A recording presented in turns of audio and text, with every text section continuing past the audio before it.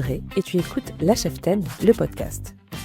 La Cheftaine, c'est une série d'entretiens avec des personnes qui ont choisi d'embrasser le changement, de relever un défi ou encore de déployer leur énergie pour ne pas sombrer.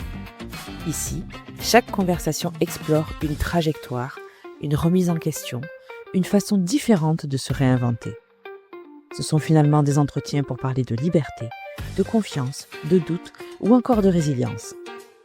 Alors, si toi aussi tu veux un boost d'énergie positive, c'est parti. Place à l'épisode du jour. Bonne écoute.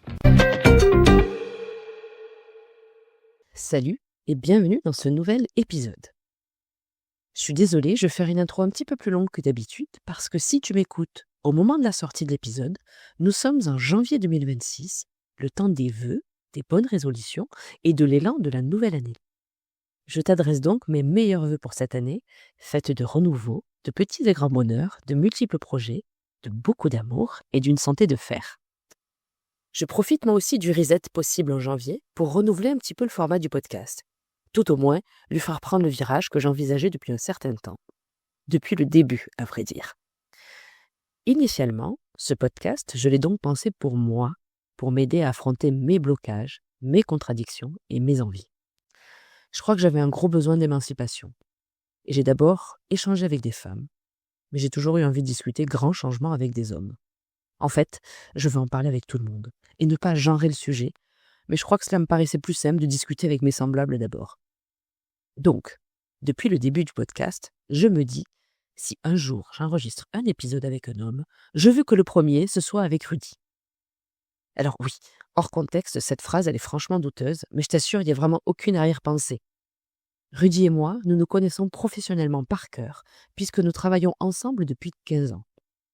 J'ai une très grande estime pour lui, pour son travail, ses projets, sa personne et ses qualités humaines. Rudy a réussi le défi de passer de fils d'eux à Rudy tout court. Il a grandi professionnellement dans l'ombre de son père, avant d'engager le changement et de s'en émanciper. Pour autant, il n'a rien renié et chaque leçon apprise, chaque enseignement transmis par son père lui est précieux dans son parcours. Rudy est aujourd'hui un entrepreneur aux multiples facettes, jonglant entre plusieurs activités, allant du médico-social au loisir, en passant par l'immobilier et le spectacle, tout en gardant une profonde humilité. Reste avec moi pour découvrir ce parcours atypique. La Cheftaine, le podcast, nouvel épisode, c'est parti. Bonjour Rudy. Bonjour Audrey. Je suis très stressée et je suis très contente de te recevoir dans mon podcast. Ça fait 15 ans qu'on travaille ensemble et c'est la première fois que je te tutoie. C'est drôle, hein? Eh ben, moi, en tout cas, je suis pas stressé. Je suis ravi de participer à ce moment de convivialité en ta compagnie. Donc, Rudy, toi et moi, nous travaillons ensemble depuis 15 ans. On se croise quotidiennement. On se connaît dans le cadre professionnel, on se connaît un petit peu dans le cadre personnel, mais les gens qui nous écoutent ne te connaissent pas. Donc, présente-toi, dis-nous qui tu es, d'où tu viens et ce que tu fais dans la vie. Alors, je m'appelle Rudy Shelley. Donc ça, c'était la première question. Le reste, c'était... Dis-nous qui tu es, d'où tu viens et ce que tu fais dans la vie. Ça va être long, hein, Oui. Rudy. Alors, qui je suis? Donc, je suis, jusqu'à preuve du contraire, un homme né à Perpignan le 24 février 1979. Et ce que je fais dans la vie, j'ai envie de dire un petit peu tout.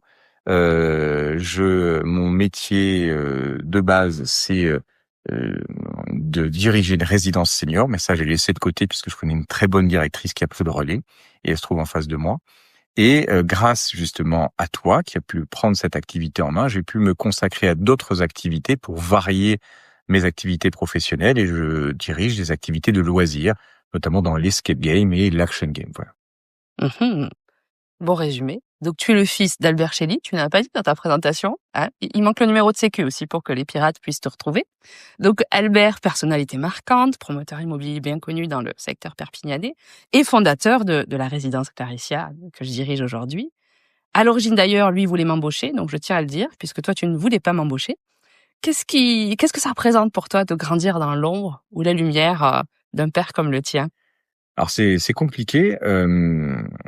On peut croire que c'est la facilité d'être un fils d'eux, mais c'est souvent assez complexe. Moi, j'ai une image qui me revient toujours quand je pense à mon papa, c'est l'image du roi lion, où on voit le petit Simba qui est dans les énormes empreintes de son père. Ouais. C'est un petit peu toujours ça. Je me sens toujours comme un petit garçon face à mon papa. Et ce qui est amusant, c'est que la plupart de mes amis, de mes connaissances me voient comme un homme d'affaires très aguerri. mais j'ai pas honte de dire qu'à 46 ans, il se passe pas un jour sans que je demande un conseil à mon papa. Donc, et c'est quelque chose que je revendique. Je suis la somme des gens que j'ai côtoyés, et lui, je le côtoie tous les jours.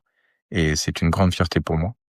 Il m'a énormément appris, et d'ailleurs, lorsque on a commencé ce projet de résidence senior, moi, je travaillais dans un autre domaine, j'étais graphiste, et il m'a dit, ben voilà, j'ai besoin que tu viennes m'aider à faire ce projet.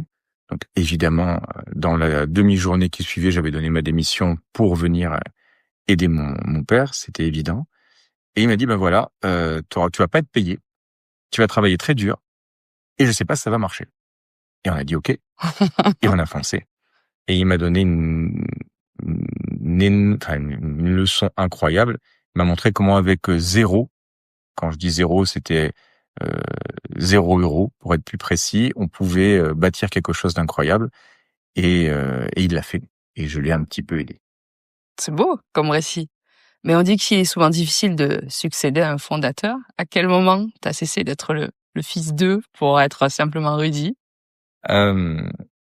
Alors oui, ça a été assez dur. Surtout que mon père et moi, on n'a pas la même façon de procéder sur différentes choses. On se complète parfaitement, mais on n'a pas les mêmes façons de faire. Donc effectivement, c'est parfois un peu complexe. Surtout au début, parce que quand j'ai commencé à travailler avec lui, j'étais assez jeune, je devais avoir 21 ans, 22 ans. Et je pensais que j'avais raison, et je savais plein de choses. Aujourd'hui, à 46 ans, je me rends compte qu'il avait raison à peu près sur tout. Faut pas le dire trop fort. Ah ouais. Il le sait. Mais néanmoins, voilà, on avait quelques heurts, mais on peut pas parler de dispute parce que on se disputait pas, mais on en avait souvent des points de désaccord. Mais comme il est plus costaud que moi et qu'il a une plus grosse voix, c'est lui qui gagnait, et il avait raison. Blague à part, dans un premier temps, bah effectivement, j'ai dû d'abord suivre sa voie, puis au fur et à mesure que j'ai gagné sa confiance, il m'a laissé faire. Et jusqu'au jour où mon père me dit toujours, il faut tuer le père.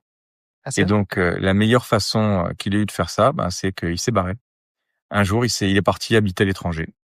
Et c'était un moment assez critique, puisque donc pour cette résidence senior que nous dirigeons, vous et moi, Audrey, c'était une période assez délicate, puisque c'était là où il y avait la concurrence de grosses enseignes qui venaient. Je m'en souviens, ouais. Et je me rappelle de cette époque où on a toujours été habitués à être considérés comme la meilleure résidence, la plus belle, on était les plus sympas aussi. En plus.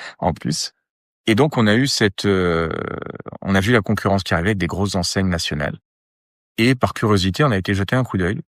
Je me rappelle, c'était avec Patricia. Ouais. J'espère qu'elle nous écoute, Patricia. C'était une collaboratrice qui était chère à nos cœurs. Et on lui fait un petit coucou. Et donc, on avait été visiter d'autres résidences, ces nouvelles résidences. Et en rentrant, on s'est pris une claque. On a dit, ouais, mais en fait, on est complètement has-been. Ah, c'était la déprime, je me souviens. Ouais. Vraiment, c'était pas has-been dans le fonctionnement, puisque je pense qu'on a été très précurseur sur le mode de fonctionnement des résidences seniors. On a été toujours beaucoup plus loin que ce que les gens imaginaient qu'on pouvait procurer comme service. On a toujours dit qu'il fallait jamais faire de compromis entre la qualité de vie, la qualité de soins, et le plaisir également qu'on devait apporter aux résidents au quotidien. Mais sur l'agencement, sur l'architecture, etc., on avait pris vraiment un coup de vieux. Parce que, pour anecdote, l'essentiel de la décoration de la résidence était faite à base de récupération. Puisque lorsque les gens venaient emménager chez nous, des fois ils nous disaient « Ah, j'ai cet énorme meuble breton, est-ce que vous le voulez ?» Oui, bien sûr. Donc, on avait des comptoirs dans tous les coins. C'est ça. Donc, ça faisait, à l'époque, on trouvait ça pas mal. Et puis finalement, on a dit non, c'est pas possible. Et donc, entre guillemets, au pire moment, on se posait la question, qu'est-ce qu'on fait? Est-ce qu'on reste là, on fait des économies et on essaie de se dépatouiller? Ou alors on fait autrement? Et je pense que j'avais à l'époque un peu plus d'énergie et d'envie que mon papa. Et j'ai dit, on va tout refaire. Donc, on a entamé un rebranding conjointement avec une redécoration de l'ensemble. Donc, on a fait vraiment un lifting total, la marque, le design, l'architecture intérieure. On a mis en place ce qu'on appelait les 4 piliers de satisfaction du résident. Et on a fait tout ça d'un coup. Et mon père nous a lâchement abandonnés puisqu'il est parti à l'étranger et il a dit « démerde-toi ». En gros, c'était à peu près ça. Mais il était même pas là sur le lancement je me souviens, on avait fait une soirée de lancement sur le nouveau nom de la marque. Ouais. Et il avait refusé de venir. Et Brigitte avait lu un discours. C'est vrai. Je me souviens. Et il avait dit, il faut savoir, tu es le père, donc je ne viens pas à cette soirée. Je m'en souviens. C'est vrai. Et c'était honorable de sa part parce qu'il a, et évidemment, je me serais effacé devant mon père. Et ben lui, il m'a fait l'honneur et ce don de s'effacer devant moi pour me laisser exister sur ce travail qu'on avait accompli. Mais ça m'étonne pas. Mon père, il tire jamais la couverture à lui, il se met jamais en lumière. C'est pour ça que moi, je tiens toujours à le mettre en lumière et il m'engueule pour ça d'ailleurs. Donc voilà, et il nous a laissé faire et voilà, c'est à partir de ce moment-là, entre guillemets, que je pense vraiment qu'il y a eu la bascule Ouais. où à un moment c'était, et il me l'a dit un jour, il me dit avant, on disait toujours quand on parlait, on disait vous êtes le fils d'Albert, et maintenant il me dit souvent, on me dit vous êtes le père de Rudy. Voilà. Et c'est là où la transition s'est faite. La boucle est bouclée. Donc Claricia, résidence-service pour seniors fondée par ton père, que tu présides aujourd'hui, dont j'assure la direction générale pour te permettre d'aller jouer, notamment. Oui, voilà. oui, on fait ça comme ça. Tu décrirais comment ton lien avec ce lieu et cette équipe? Alors Claricia, il y a un lien très personnel avec Claricia, déjà de par la genèse du projet et de par les difficultés, parce qu'on s'attache souvent aux choses qui nous ont demandé le plus de sueur.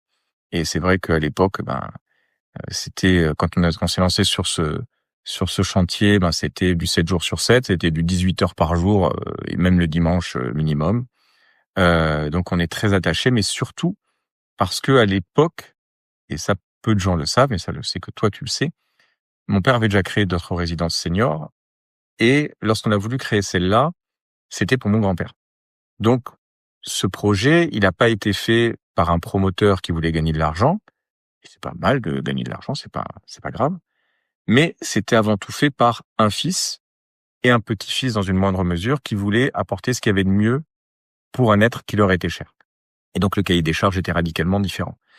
Et donc ça se retrouve dans des tas de petits détails qui font de Claricia ce lieu si particulier, que ce soit les fontaines, que ce soit les terrasses quasi communicantes entre les résidents. Ça, c'est une anecdote, par exemple, que me racontait mon grand-père qui était pied noir. Il me racontait que le soir, à la fraîche, il sortait des tables, partageait une petite anisette, et puis jouait aux cartes. Et on avait envie de redonner cette ambiance-là, donc on l'a fait à travers certaines terrasses qui permettent d'avoir ces échanges de bon voisinage à travers ces espaces de loisirs, ces espaces de vie, tout simplement, qui sont dans la résidence, parce qu'il y a quand même plus de 1500 mètres carrés d'espace de vie. Voilà, c'est autant de choses qu'on a voulu mettre en place. Alors, malheureusement, le sort a voulu que mon grand-père ne voit jamais cette résidence, mais il est un peu partout. J'aime bien cette phrase de Victor Hugo qui disait tu n'es plus là où tu étais, mais tu es partout là où je suis. Et mon grand-père, c'est ça, il est partout ici. Du coup, Claricia, c'est quoi? C'est un héritage, un projet de vie, une mission? Tu le perçois comment aujourd'hui? C'était d'abord, c'est très bien formulé. Et évidemment. C'était d'abord une mission. Aujourd'hui, c'est un héritage. Et avec une lourde responsabilité sur les épaules, c'est de réussir à le pérenniser. Je suis bien aidé pour ça.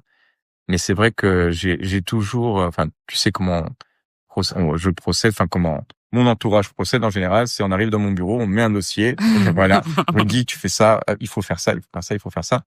Et c'est de la pression parce qu'aujourd'hui, tu sais que dans mon mode de fonctionnement, je travaille pas que pour moi, je travaille pour tout le monde, c'est-à-dire la famille et puis les proches collaborateurs. On te dit souvent que tu fais partie de la famille et tu sais que c'est sincère. Et on se bat aussi pour préserver leurs emplois, pour préserver leurs conditions de travail. Et c'est toujours, je sais que tu as toujours une grande fierté à me proposer quelque chose, une avancée sociale, etc. pour nos collaborateurs qu'on réussit la plupart du temps à mettre en place. Et ça aussi, ça fait partie de la mission. Et l'héritage, c'est de continuer à le faire. Pour créer, ça a toujours été leitmotiv. Pour autant, ton père, il t'avait transmis une belle boîte. Ouais. Tout était sur les rails et t'as fait le choix, d'abord un side project, de lancer une activité de loisir. Donc c'est Escape Dimension, qui a bientôt 10 ans, si ma mémoire est bonne. Ouais, on est quasiment à la fin de la décennie. Tu as réitéré avec le complexe de loisirs Gameside, qui se décline en franchise, avec un développement international en route. Qu'est-ce qui t'a poussé à te lancer dans ces projets? Tu avais déjà bien à faire. C'était un besoin de t'affranchir, de prouver quelque chose. Tu pouvais pas te mettre au padel comme tout le monde, je ne sais pas. Pourquoi? Alors, il y a plusieurs raisons. La première, c'est que j'ai toujours eu l'impression d'avoir été entre guillemets un artiste raté, c'est-à-dire que j'ai toujours aimé l'artistique. Il faut quand même dire que tu étais magicien. C'est ça, Eh exactement. oui. Je dessinais beaucoup aussi, je faisais de la photo, j'étais magicien. Mais t'as eu des prix en tant que magicien. C'est pas juste je fais de la magie le samedi pour les goûters d'anniversaire. On Quoi. va pas parler du striptease non plus. Non, ne disons pas Voilà, tout. non, Gardons une part de mystère, tu as raison. Disons qu'en tout cas, dans toutes les passions que j'ai pratiquées, j'ai eu la chance de devenir ami avec des gens que j'aurais voulu avoir pour maître, et donc ils ont su me transmettre des choses, et ça m'a beaucoup appris. Et c'est vrai que d'ailleurs, pour l'anecdote, à l'époque, mon papa pensait que je ne serais pas un bon homme d'affaires, un bon vendeur.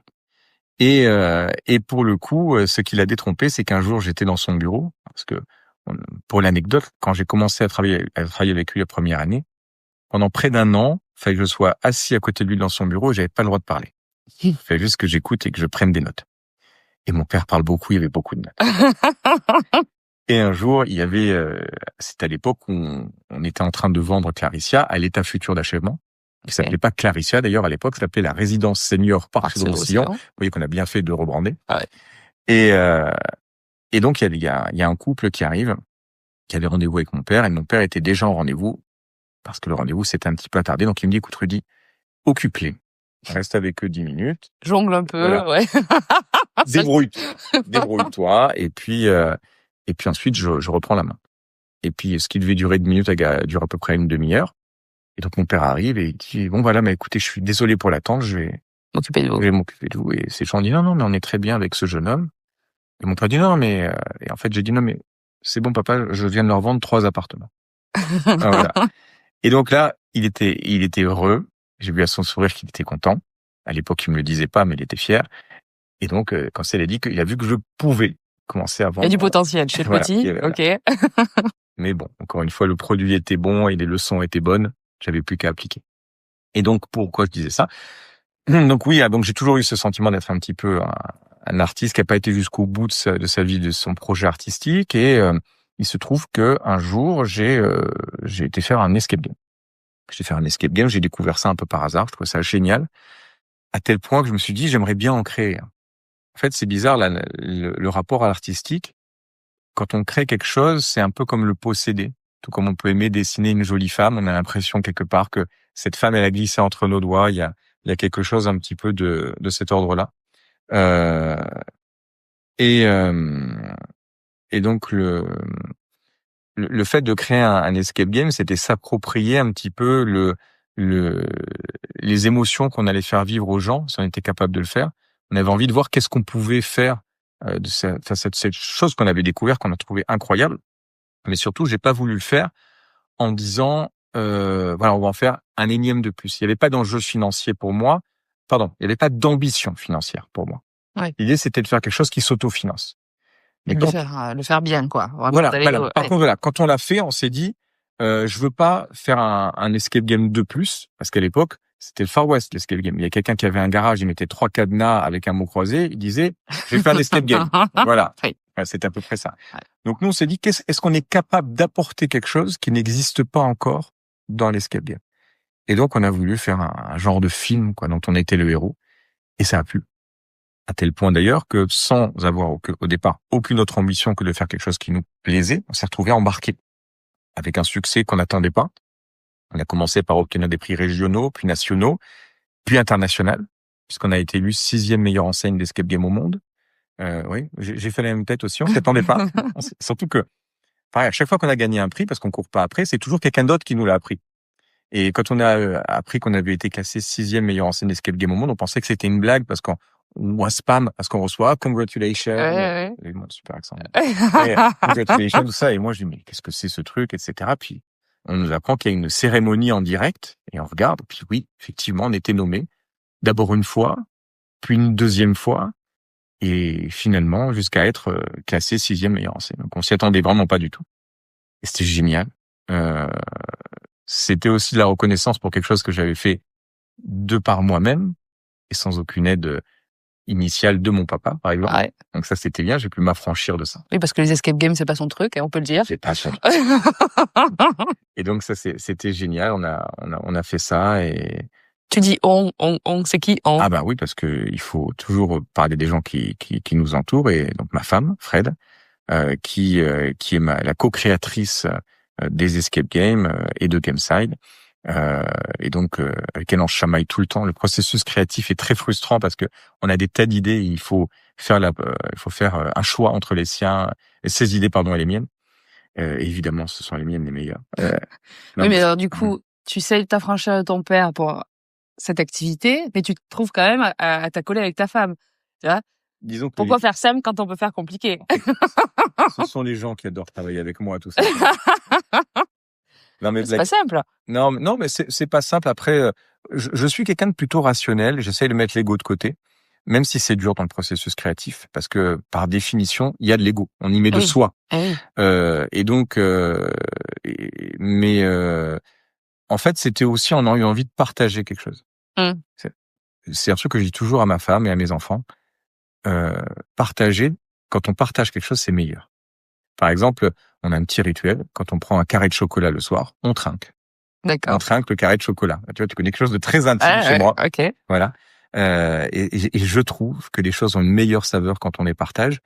Et quand quand j'ai voulu créer des escape games, il était inconcevable de le faire dans mon coin, parce que c'est quelque chose qui m'apportait de la joie et du plaisir. Et même si je n'ai rien contre les plaisirs solitaires, c'est toujours mieux de les partager. Et voilà, donc c'était vraiment chouette, et c'est toujours chouette de pouvoir faire ça avec elle, même si des fois on a des idées complètement différentes. Et d'ailleurs, ce qui est très amusant, c'est qu'aujourd'hui on a 3 salles d'escape game qui sont ouvertes. On a bientôt une 4e qui va sortir. La première, on l'a vraiment fait ensemble. La deuxième, qui s'appelle Mystère à Leaf Street, c'est plutôt un projet de Fred, mon épouse. Même si j'ai moi apporté toute mon aide, etc. Mais c'est plutôt une idée de départ d'elle. Jungle Quest, c'est plutôt mon idée de départ. Ouais. Et ce qui est amusant, c'est que moi, je préfère Mystère à Leaf Street, et elle préfère Jungle Quest. Oh. Vous êtes bien trouvés, alors. Quand on parle d'âme sœur, on cherche toujours ce qui nous complète chez l'autre, et c'est exactement ça. Et après, pour aller un petit peu plus loin, et pour faire court, fort de ce succès de l'escape game, on avait envie d'aller plus loin, de voir plus grand. Et donc, on a créé Gameside, qui est un projet beaucoup plus ambitieux. Et qui aujourd'hui, donc c'est un action game, c'est inspiré d'un célèbre jeu télé avec des gens qui courent dans un fort, mais j'ai pas le droit de dire le nom. Et donc aujourd'hui, on a ce projet qui a cartonné, qui a beaucoup plu, et que aujourd'hui on franchise un peu partout en Europe. Et on a commencé la franchise il y a même pas 2 ans, et d'ici la fin d'année, on va avoir déjà 10 centres ouverts. Gros succès aussi. C'est le début d'un succès. Voilà. Après, faut continuer. Grosse activité aussi. Ça, par contre, c'est autre chose. C'est beaucoup de travail, d'autant plus qu'on va commencer à franchiser nos escape games aussi, même si je voulais pas, mais je me suis retrouvé un peu obligé de le faire parce que les gens avaient tellement adoré Gameside qu'ils ont voulu découvrir nos escape games et qu'ils ont voulu du coup acheter nos escape games aussi. Et je n'ai pas su dire non. Ça, c'est un vrai problème de ne pas savoir dire non. Oui, c'est un peu le résumé de ta vie, j'ai l'impression. Là, c'est un peu ça. Ça fait quoi? Ça fait presque 20 minutes qu'on papote et oui, tu ne dis jamais non, finalement. Je suis pas un garçon qu'on travaille. Finalement, tu as souvent un petit coup d'avance sur les tendances, que ce soit dans le loisir ou dans la manière d'aborder le médico-social. Tu te définirais comme quelqu'un de visionnaire, intuitif ou simplement quelqu'un qui aime tenter de nouvelles aventures? Je dirais plutôt quelqu'un de passionné. Parce que quand on met les choses avec beaucoup de cœur, quand on croit en ce qu'on fait, on va justement, enfin, dans mon processus de réflexion, par exemple, quand je me suis mis à la photo, j'ai dû lire sans exagérer une 50aine de livres de photographes. Voilà. Donc, quand on va s'interroger sur quelque chose, quand on va se lancer dans quelque chose, il faut le faire avec passion pour déjà se faire un panel de connaissances. Et ensuite, on parle d'ego, on y met de soi et on va là, à ce moment-là, faire les choix. Il y a de l'intuition, mais il y a surtout de la passion pour aller jusqu'au bout des choses. Et je pense que mettre de soi dans un projet, c'est ça qui fait vraiment toute la différence. Il y a une citation d'un poète italien qui s'appelle Ansa Del Valto, que j'aime beaucoup, qui dit que croire n'est pas quelque chose de moins, mais quelque chose de plus que savoir, car celui qui croit ajoute le poids de tout son être à ce qu'il sait. Et je pense que le tout, dans n'importe quel projet, c'est d'y croire. Oh, je me retrouve un peu dans tes propos. Quand on a lancé dans le podcast, je crois que j'ai lu 150 bouquins, écouté des heures et des heures de podcasts qui expliquent comment faire des podcasts. Mais te connaissant, ça ne m'étonne pas. Bon, tu as la tête d'équipes très différentes, avec des profils variés. Qu'est-ce que tu cherches à insuffler comme culture d'entreprise dans tes différentes structures? Parce qu'il y a du médico-social, il y a le loisir, il y a le socle immobilier aussi sur lequel repose un petit peu l'activité. C'est donc des profils vraiment variés en termes d'équipe. On fait comment en culture d'entreprise? On secoue tout ça? Non. Déjà, je pense que tu le sais. J'ai pas la prétention d'être un grand gestionnaire. J'essaie de gérer en bon père de famille, de façon raisonnable et rationnelle. Après, j'ai la chance d'être très bien entouré. Et ça aussi, c'est important. Quand on n'a pas de talent, il faut s'entourer de gens qui en ont. Et ça, je pense que là, il faut parler d'héritage. Mon père a su me créer une équipe pour m'aider. En tout cas, sur Claricia. Et pour le reste, après, j'ai dû chercher des talents. Mais ce qui est important pour moi, c'est quels que soient les collaborateurs avec lesquels on travaille, c'est d'avoir une base de connaissances suffisante pour être capable d'échanger avec eux. Par exemple, si je travaille avec un programmeur, je vais me mettre à la programmation parce que je veux être capable de pouvoir discuter avec lui. Je serai pas aussi bon programmeur que lui, mais je comprendrai ses problématiques. Pareil pour l'électronique, pareil pour la comptabilité, etc. Et ça, c'est très important. Si on veut pouvoir discuter avec les gens et comprendre leurs difficultés, il faut être capable, sans aller jusqu'au... J'ai pas la prétention d'être un expert comptable. Non, mais comprendre le métier et savoir ce qui s'implique. Ça, c'est très important. Donc ça, c'est important déjà dans le respect. Et le respect, ça passe par la compréhension de ce que fait l'autre. Ça, c'est essentiel. Et c'est inconcevable pour moi de faire autrement. Et la deuxième chose, ça tu le sais, je le dis souvent avec nos nouveaux collaborateurs, souvent quand je parle, ils se taisent. Et ça, j'aime pas ça. Et c'est pour ça qu'avec toi, je suis bien tombé. Je leur dis surtout, n'hésitez jamais à me contredire. Voilà, les bénis oui, non. Je ne suis pas là à dire il faut boire mes paroles et j'ai raison et je sais, etc. Non, il faut me contredire. Il faut me contredire et des fois je fais exprès. D'ailleurs, je dis une connerie pour voir si on va me dire que c'est une bonne idée. Qui va oser. Et là, ça m'énerve. Mais il faut oser et parce que ça permet aussi également aux gens de trouver leur place. Voilà. Et il faut échanger. Et il faut, par contre, quand on me contredit, il faut argumenter. Ouais, il faut argumenter. Voilà. Mais je dis toujours, quand on m'apprend quelque chose, merci. Tu es aussi père de famille. Alors, la question sexiste, est-ce que ta paternité influence ta manière de diriger, d'écouter ou de communiquer avec tes équipes?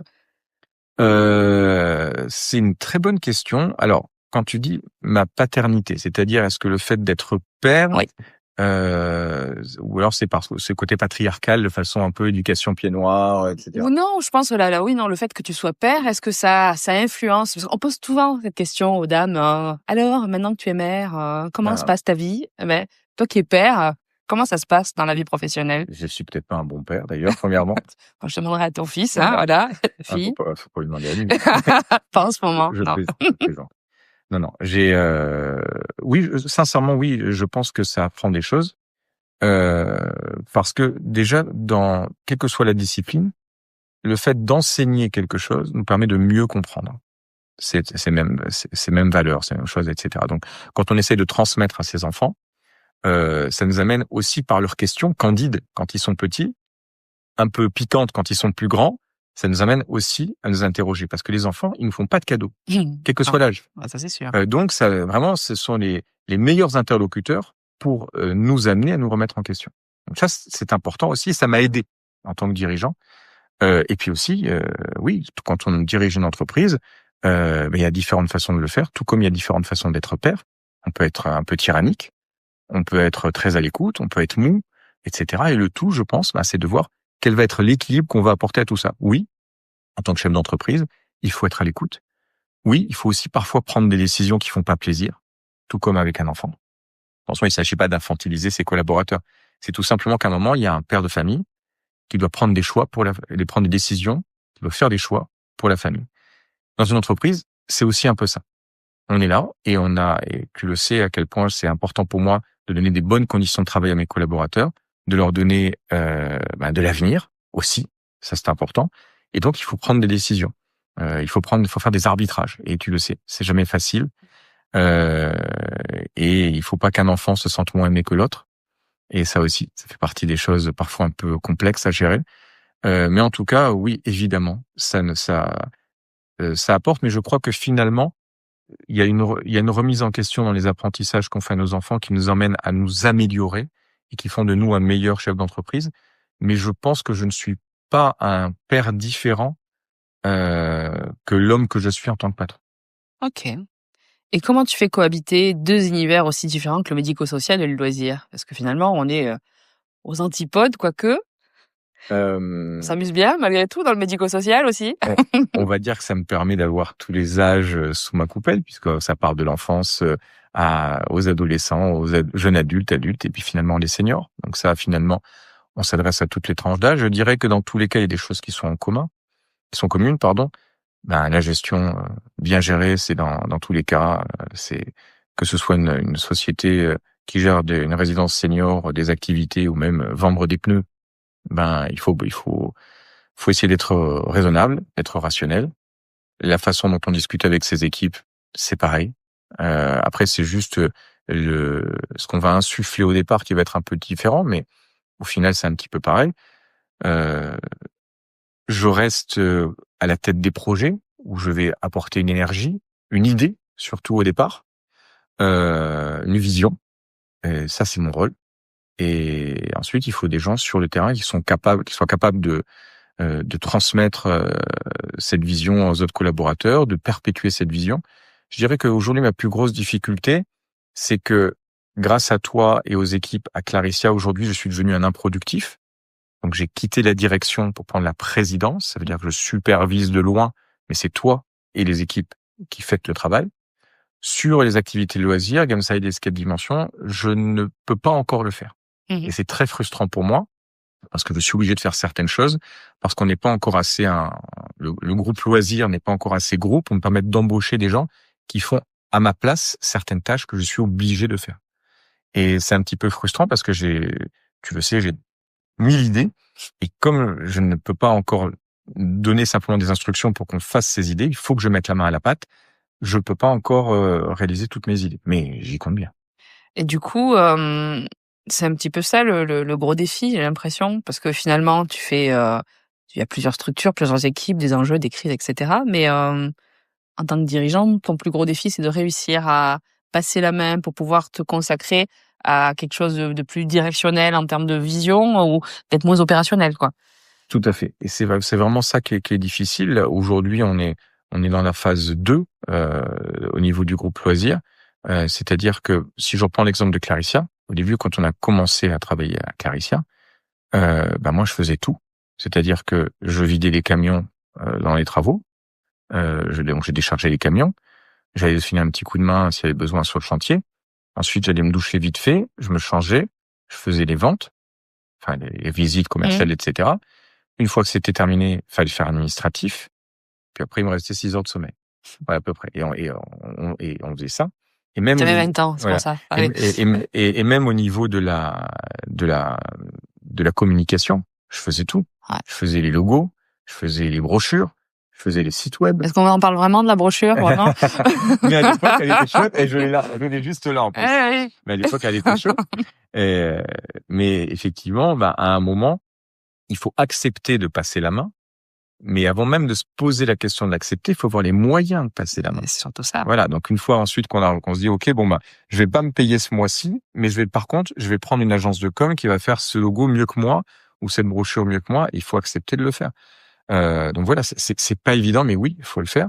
Et là, aujourd'hui, on a une agence de com qui s'occupe de nous, on a un pôle comptabilité qui gère la compta, etc. On a réussi à mettre en place cette structure sur le groupe médico-social, mais sur le groupe loisir, on commence à être bien staffé, mais pas suffisamment pour que je puisse me concentrer uniquement sur mes idées. Et j'espère que bientôt, ce sera le cas. Tu as connu la transmission familiale à travers ton père, on en a parlé tout à l'heure. Est-ce que c'est aujourd'hui un sujet que tu envisages déjà pour toi? Oui, parce que là, je pense que j'ai dépassé le milieu de vie. Enfin, j'espère pas. Il paraît que maintenant on va vivre beaucoup plus vieux, mais en tout cas, j'ai pas fait de crise de la quarantaine. Je suis pas aussi. Ah oui. Je sais pas. Est-ce que Dimension Gameside, ce serait pas ta crise de la quarantaine quelque part? Ah oui, effectivement, on pourrait le voir comme ça. Oui, pourquoi pas. Mais disons que je me suis pas acheté une voiture de sport. Non, mais tu t'es lancé dans quelque chose, tu vois. Oui, ouais. Alors vraiment, c'est pas comme ça que je l'ai senti. Ouais. Non, c'était une impulsion. C'était pas. C'est la crise de la quarantaine, hein, l'impulsion. Ouais, en vrai, je comprends ce que tu veux dire, mais faudra que je réfléchisse sur ce que tu me dis parce que je le sens pas comme ça, mais ça mérite réflexion. Mais en tout cas, voilà. Bon, j'ai pas eu de grosses crises à quitter ma femme, prendre des maîtresses, etc. Voilà, exactement. Mais du coup, oui, la transmission, c'est quelque chose de très important. Déjà d'un point de vue fiscal, parce qu'en France, ça fait partie des sujets. On avait dit qu'on parlait pas des impôts, Rudy. C'est pas de ça, n'en parlait pas, mais bon. En tout cas, ça fait partie des sujets. C'est bien anticipé, oui. Ouais. Et puis non, effectivement, c'est très important. C'est important aussi si je dois transmettre quelque chose, c'est que ce soit pas au détriment des gens qui bossent là depuis 20 ans ou 25 ans. C'est quelque chose qu'on a déjà abordé. C'est pas parce que Anaëlle elle a 25 ans, enfin 23 ans, pardon, ou que Ethan a 17 ans que je vais dire bon, il va falloir faire de la place, d'accord? Le fiston arrive ou la fifi arrive. Non, ça ce serait ignoble de prendre des gens qui ont trimé, qui ont mérité leur place, puis d'un coup dire oui, mais finalement on va laisser la place pour la jeunesse. Non, c'est pas comme ça que ça va se faire. Le tout, c'est de voir comment créer leur place, etc.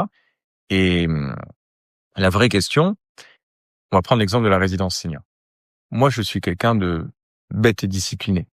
Quand mon père m'a dit viens m'aider, je n'ai même pas demandé qu'est-ce que c'était. J'ai dit je viens. Je me rappelle d'une réflexion que mon père m'avait faite. Un jour, il me fait signer un contrat, notamment sur les parts de la société. Et moi, je signe sans lire. Et mon père m'engueule. Il me dit mais tu signes n'importe quoi en fait. Je lui dis non papa. Mon éducation, elle est ce qu'elle est, et je te respecte trop pour ne pas te faire confiance. Donc d'abord je signe. Et après je te demande ce que c'est. Et après je vais lire. Voilà. Et c'est comme ça. Quand on a 20 ans, 21 ans, c'est pas évident de travailler dans une résidence senior. Surtout quand elle est encore en projet. C'est très dur. Je travaillais 7 jours sur 7, 18 heures par jour. Je voyais personne. Donc on se sent seul. Les gens que je fréquentais, c'était mes parents et les résidents. Donc c'était dur. Honnêtement, c'était très dur. Mais pour moi, il n'était pas question de faire autrement parce que j'ai un sens du devoir qui est, c'est quelque chose qui est très très très ancré chez moi. Le devoir avant tout et la discipline. Donc ça m'a aussi beaucoup aidé. Mais en tout cas, c'était pas évident. Et donc sur la question de la transmission, ça se pose. Est-ce que aujourd'hui, si mon fils me dit, ou ma fille me dit, moi, la résidence senior, ça me plaît pas, je vais pas lui imposer. Ou est-ce que je dois lui imposer? C'est une question aussi, parce que c'est mon père qui a fait créer ça, c'est un héritage, j'ai pas envie de le voir péricliter. Je me vois pas le vendre, c'est inconcevable aussi. Donc, comment on fait? Ça aussi, c'est une vraie question. Sur le loisir, pareil, on a créé quelque chose, mais c'est vrai que des fois, quand je vois la charge de travail que ça représente, et une expression qui est à la mode, la charge mentale que ça représente, est-ce que j'ai envie de lui imposer ça? Moi, je n'ai jamais connu autre chose. Aujourd'hui, je pense que tu le sais, je pourrais m'arrêter de travailler. Si je m'arrête pas de travailler, déjà, c'est parce que je suis un passionné, mais aussi c'est parce que j'ai envie de transmettre. Est-ce que c'est normal de transmettre? Ouais, c'est plein de questions, mais en fait, je crois que je me pose même pas la question de la normalité de la chose ou pas. C'est que ça, c'est un instinct protecteur. Je veux offrir quelque chose à mes enfants et à mes petits-enfants. Donc, je vais tout faire pour. Voilà. Ça doit pas ôter le pain de la bouche à ceux qui travaillent, évidemment. Mais néanmoins, la transmission, c'est quelque chose qui est très important. Et c'est très ancré. Et je pense que, en fait, c'est ancré au fond de tout le monde, cette transmission. Transmission génétique, la transmission culturelle, la transmission d'un savoir. Et c'est d'abord ça, la transmission. Parce qu'il faut pas non plus être fou. Imaginons que demain tu démissionnes, tu veux plus rester directrice de la région. Ça va coûter cher. Hein. Non, une démission, tu te débrouilles. Ouais. Mais en tout cas, si j'estimais que un de mes enfants n'était pas en capacité de diriger, ce serait une hérésie que de lui confier les commandes. Donc ça aussi, c'est est-ce que moi j'ai été suffisamment bon pour transmettre? On dit qu'il n'y a pas de mauvais élèves, il n'y a que des mauvais professeurs. Voilà. Donc ça, c'est autant de questions qui se posent et auxquelles je n'ai pas encore de réponse. Donc en attendant, j'anticipe et je fais au mieux. Donc c'est pas un sujet évoqué déjà avec les enfants de Qui se voit où Alors, si, on l'a déjà abordé ensemble. C'est pas un sujet de pression, quoi. Non. Tu leur as pas dit, de toute façon, t'as pas le choix, c'est ici que tu vas aller. Non. Il y a pas de pression là-dessus, et je pense que c'est important de les laisser aussi s'accomplir par eux-mêmes. Après, alors, ça fait très narcissique, mais en même temps, tu m'interviews, donc je parle de certaines choses. Moi, à l'époque, mon ambition, c'était d'être graphiste. Et avant que mon père me demande de le rejoindre, j'étais graphiste. Et j'étais plutôt bon graphiste. Pour l'époque, les critères d'aujourd'hui, je sais pas. Mais en tout cas, je m'étais fait remarquer, les entreprises voulaient m'embaucher, me débaucher, donc c'était très flatteur. Et j'étais heureux de ça. Et quand mon père m'a demandé de venir travailler avec lui, pour moi, c'était avec tristesse que j'ai laissé tomber un travail dans lequel j'étais reconnu par moi-même, pour finalement devenir le fils d'eux et être dans l'ombre de quelqu'un. Mais avec le recul, du haut de mes 20-21 ans, je n'avais pas saisi que cette carrière ne me mènerait pas forcément à grand chose. Alors j'aurais peut-être été heureux, même si j'avais pas eu une carrière incroyable, parce que les bons graphistes, il y en a plein. Et puis pire, aujourd'hui, il y a l'IA. Donc c'est très problématique. Et quand on voit aujourd'hui ce qu'on est capable de faire. Donc, est-ce que d'un côté, parfois, les parents doivent imposer ce qu'ils estiment bon parce que les enfants le voient pas encore. Et c'est compliqué. Donc moi, j'essaie de travailler, c'est un truc que m'ont appris les arts martiaux, ce qu'on appelle l'esprit du cercle. D'accord. Plutôt que de chercher à opposer deux forces qui s'opposent, on va plutôt à prendre la force pour la ramener vers vers quelque chose qui nous convient plus. Et ça, c'est quelque chose qui est qui peut paraître contre-intuitif, mais quand on arrive à emmener les gens par le cercle, là où on souhaite aller, plutôt que d'opposer deux forces, c'est se servir d'une force et l'amener vers une autre direction, c'est beaucoup plus porteur. Et c'est ça que j'essaye de faire, de leur donner l'envie, tout simplement. Mais je ne sais pas si j'ai réussi à aller jusqu'au bout. L'avenir nous le dira. Qu'est-ce que toutes ces années t'ont appris sur toi-même et qu'est-ce qui te rend le plus fier aujourd'hui? En fait, je crois que j'ai pas le temps de me poser la question de ce que ça m'a appris sur moi-même. Alors, je regrette, mais c'est vrai que je me rends compte que j'ai pas le temps de vraiment de me poser, de penser à ça en réalité. Je sais pas ce que ça m'a appris sur moi-même. Je pense que ça m'a montré que j'étais combatif, que j'avais de la résilience, que je pouvais aller plus loin que ce que j'imaginais quand j'étais plus jeune. Ça m'a appris aussi que tout seul on va plus vite, mais ensemble on va plus loin. Moi qui ai toujours été très solitaire, jamais fait de sport d'équipe. J'avais toujours été seul. Moi, ça aussi, ça m'a appris qu'on pouvait aussi compter sur les autres. Il y a pas très longtemps que j'ai réalisé ça, c'est quand je me suis retrouvé avec un semi-remorque à décharger en moins d'une demi-journée et que j'ai vu mes copains du sport qui étaient tous là en bas du camion le matin à 6h pour m'aider à décharger. J'ai eu un choc parce que je m'attendais pas à ce qu'ils soient là. C'est pas moi qui les demandé parce que moi je demande pas de l'aide. Et ils étaient là. Et là, j'ai été ému. Et là, ça m'a appris que ouais, ok. Et du coup, je suis beaucoup plus attentif quand quelqu'un met sur un petit mot sur Facebook. Ah, quelqu'un peut m'aider un jour à prendre tel truc. Avant, j'y faisais pas attention. Maintenant, je suis très attentif à ce genre de choses parce que quand on voit la cavalerie qui arrive, quand on s'y attendait pas, c'est génial. Donc voilà, ça m'a appris aussi à apprécier la compagnie et l'aide des autres à leur juste valeur. Ça, oui. Et est-ce qu'il y a quelque chose dont je suis fier? Je sais pas. J'essaye de faire mon devoir et de bien le faire. Je pense que ce dont je suis le plus fier, c'est ma probité. D'être honnête, droit dans mes bottes. Je serais beaucoup plus riche si j'étais malhonnête.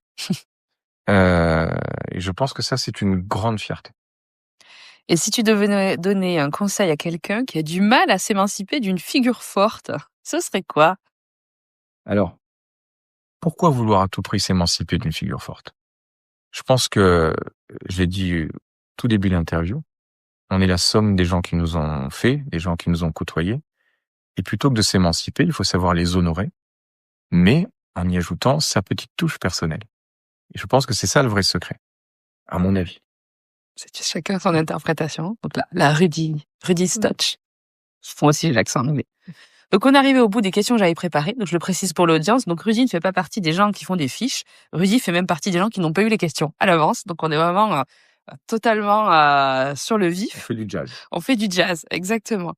Donc là, j'ai 4 questions pour terminer. Réponses courtes qui viennent au tac au tac. Je sais que ça va être difficile, une réponse courte, Oui. Rudy, mais je suis sûre que tu peux le faire. Cite une femme de l'histoire qui t'inspire. Et l'histoire avec un grand H sur le principe. Ève, tout a commencé à cause d'elle. Attendez, Elle est formidable, celle-là. Penses-tu être un homme féministe et pourquoi?